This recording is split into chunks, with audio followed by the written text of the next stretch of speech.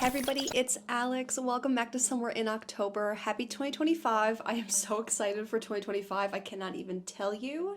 But first, we need to do some reviews, some rankings, some tier list, just to sum up 2024. And this is the first of a few videos I have coming out this week. We're gonna rank the 11 Christmassy, that kind of Christmas season video thing I did. I'm gonna do it every year. I will start filming November 1st next year so you can get it consecutively without issues. I originally was doing 12, a Gremlins watch along. We all know that I got sick over Christmas, but that's it, that's life. So we're gonna rank the 11. Also, you guys know I love Gremlins, so it's gonna be behind the list, so what's the point? I got this Freddy Krueger thing as a extra in something I ordered. I haven't watched Nightmare on Elm Street yet, so I'm a poser, but I'm watching it this month and I'm filming a first watch.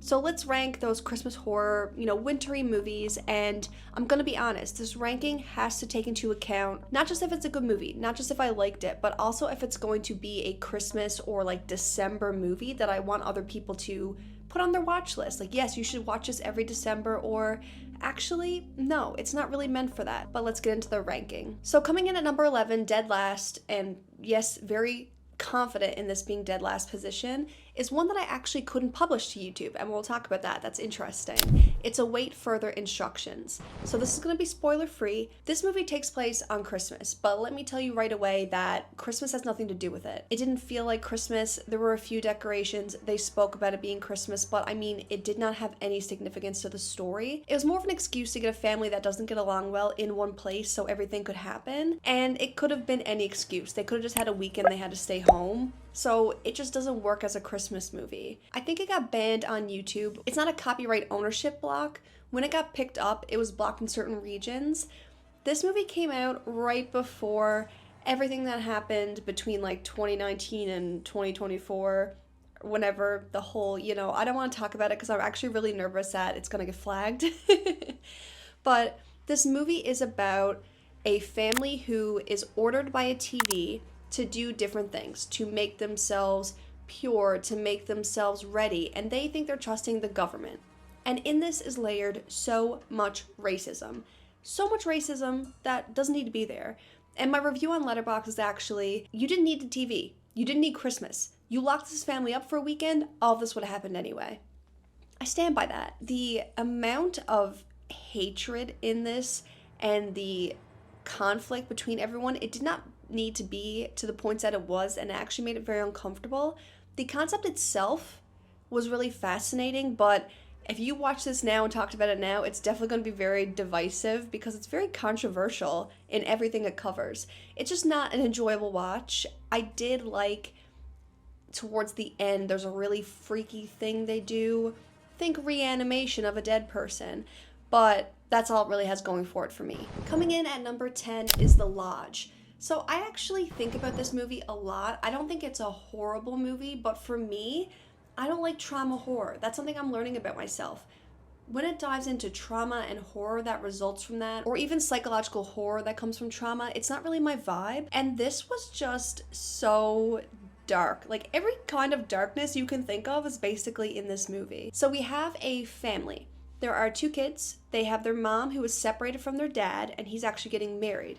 But what you need to know is he studies cults, and he is marrying a woman who survived a cult. There's a lot of tension in the family. The kids really blame this new girl, because she's the new woman in their dad's life, for ruining their family. They stay at a lodge. The dad is like, can you watch them over the Christmas weekend? So it's supposed to be like a family bonding time, but they do the exact opposite of bonding. And it is so dark. I really can't talk about it without spoiling it. I think it's worth a watch. It's worth a one watch. It's not something ever I would say is good for December. It's more like if you're bored, if you're feeling in a good place to deal with really dark topics, give it a watch, because when you watch it, you're just like, what the hell did I just watch? Anyway, let's move on to number 9. Number 9 is I Trapped the Devil. This one has come out recently on my channel, and I really like the concept and the visuals in this movie when he has his little thinking board, his little detective board. But basically, it's a man who has his family surprise him. I think it's his brother and sister-in-law, or at least his brother's girlfriend. They visit him. It's clear that he's been through some trauma. It kind of is hinted at and shown a little, but we don't dive that much into it. But the whole idea of this movie is he has the devil trapped downstairs. There is a devil, a demon, something behind a door. But we don't ever see it, we just hear it. So the family is thinking he has some random man trapped behind the door. And we're thinking, like, is this really the devil? It's a very slow burn horror, so if you like slow burn movies, it's pretty dark. It's not that scary. I was expecting a lot more. It just had so much potential, okay? The idea is there's a devil trapped behind the door, and when the devil's trapped, better things happen in the world. You know, some of the darkness leaves the world. And he's drawing evidence to that, but all this takes place in the house, so we don't see that evidence. He does mention that, like, demons or something is gonna come looking for the devil. If that would have really played out in this movie, I think it could have been much better. The ending is eerie, but almost feels like a trope. Like, it kind of feels silly. There was so much slow burn, but it's slow burn and then fizzled. There was no spark. Now we're getting to movies that I actually enjoyed. I just don't know if they're, like, heavy hitters. So number 8 is Dead End. I love a good ghost story. Ghost movies are going to be the ones that scare me the most, but this one wasn't so terrifying. It was more, honestly, like, you've kind of heard this ghost story a million times. You're driving on a street, you see a woman in the road, you know what goes on from there.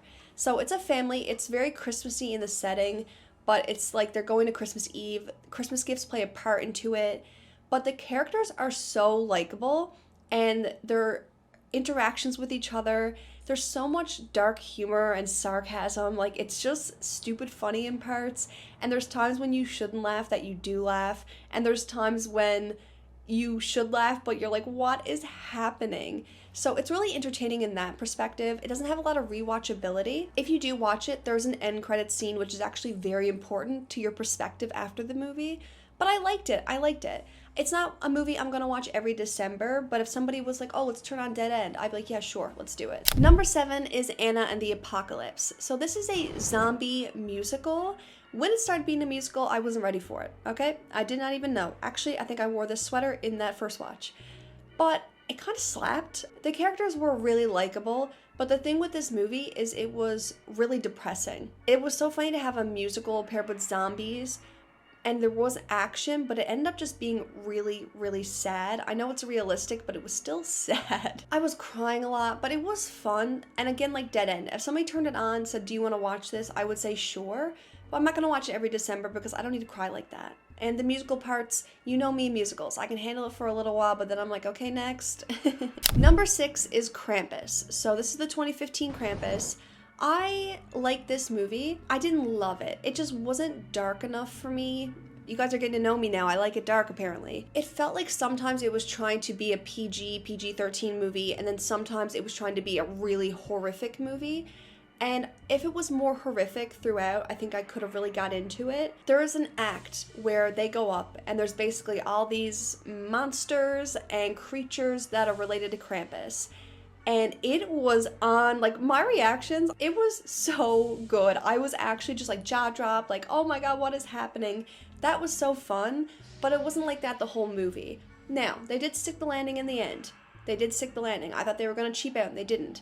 But I didn't love it. It was fun this Christmas. It's not going to be fun next Christmas unless I just watch that one part that had me really reacting. Number 5, another one that also came out recently, which I would consider more of a winter first watch rather than a Christmas first watch, is Jack Frost. So Jack Frost is, this sounds hilarious to say, and it's a hilarious movie, but a serial killer turns into a snowman and continues being a serial killer.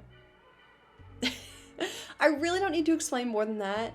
It is so stupid funny, but when movies are stupid funny, and they know how stupid they're being, so they just up the stupidity, and that makes it funny, that's what I dig into. I don't like when movies are dumb and they try to be serious, or they're serious but they try to be funny. This is the perfect mix of, this is so stupid and it knows it's stupid, so I'm laughing with you. I loved it. This is one I actually would rewatch. I'll chuckle at this sometimes when I think about it, so it's not one that's definitely on my list of rewatches, but honestly, I might have to rewatch it again. Maybe a watch along next Christmas because it's just so funny. I love a good stupid laugh. Coming in at number 4, this is not going to be a December rewatch for me. Honestly, I'm going to watch this every November, is Nightmare Before Christmas, or A Nightmare Before Christmas, or The Nightmare Before Christmas. It's one of those.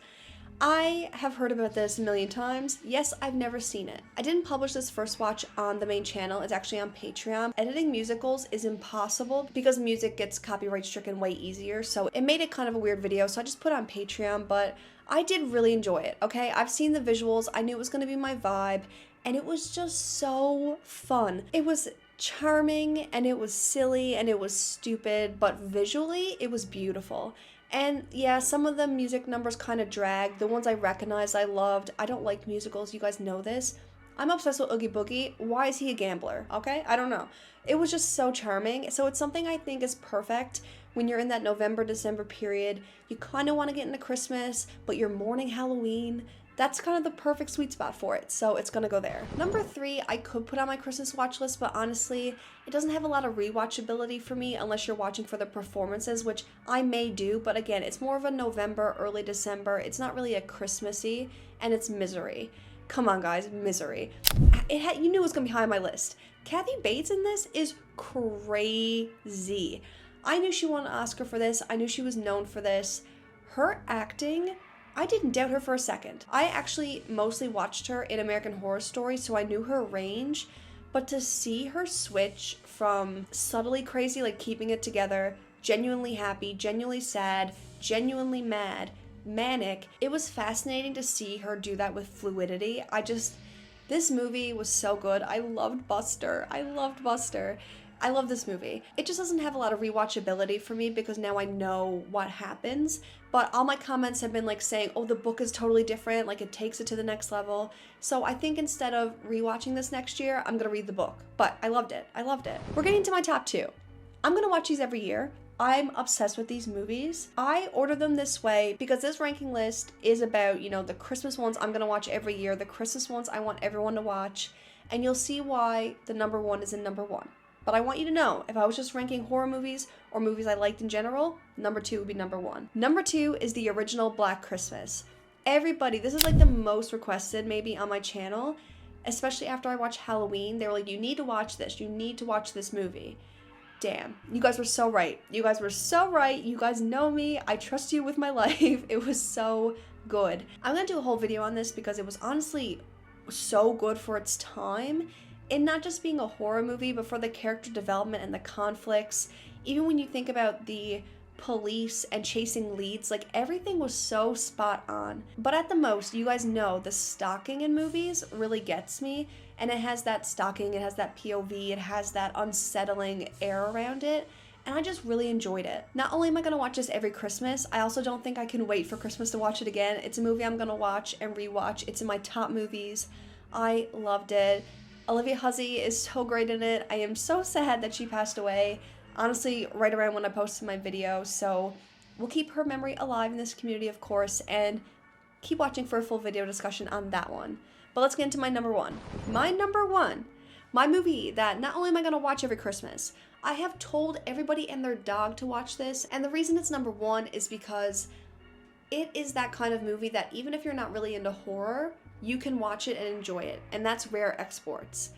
I didn't really know what to expect when we were getting into it. There's little kids trying to basically stop this big mining project. There's tension with the parents, and then we get Krampus. So we're starting to see this is Krampus. This is the shadow of Santa. I can't even spoil it, but you will know if you've seen the movie. The moment in the movie where they have something trapped and they learn the truth of it, and it just takes a big turn. I love a movie with a sharp right turn.